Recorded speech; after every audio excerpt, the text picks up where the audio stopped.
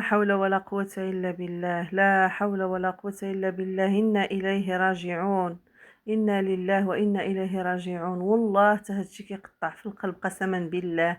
كاع ديك الفرحة اللي فرحنا قلنا صافي خوتنا مشاو الحمد لله ربي يسهل عليهم، ومع جات مع الفرحة ديال الناس اللي الحمد لله راهم يشدوا الوراق في إسبانيا.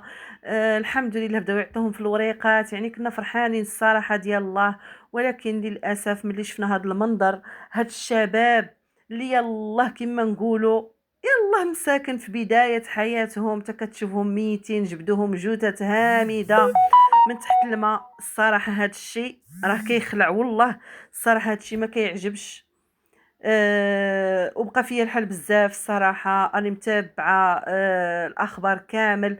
النص الكبير ديال دوك الإخوان مساكين اللي مشاو رجعوا للبلاد للأسف. ما لقاوش داكشي اللي بغاو، ما لقاوش كيما نقولوا الترحاب.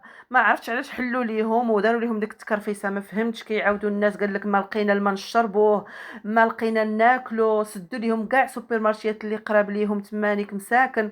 الصراحه انا ما فهمت والو. تصوروا الناس راها كترجع وكتحمد الله حيت رجعت لبلادها، اما هادو مساكين راه هادو غير شويه من بزاف. راه باقي الجثث باقي ما كاينينش، راه هادو غير شويه. هاد الجثث دابا اللي وريتكم راه غير شويه من بزاف، يعني راه باقي النص الكبير باقي ما بانوش، باقي ما لاحهمش البحر. نتمنى من الله ربي يرحمهم ويجيب الصبر لوالديهم.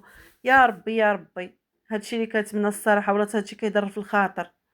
المهم كاع الناس اللي كتفرج في هذا الفيديو اللي عنده شي كما نقولوا اخر الاخبار شنو وقع. شحال ديال الناس حتى لدابا اللي وصلوا كيقولوا راه وصلت 30 جثه، ولكن كيقول لك راه كاين اكثر غير باقي ما بانوش.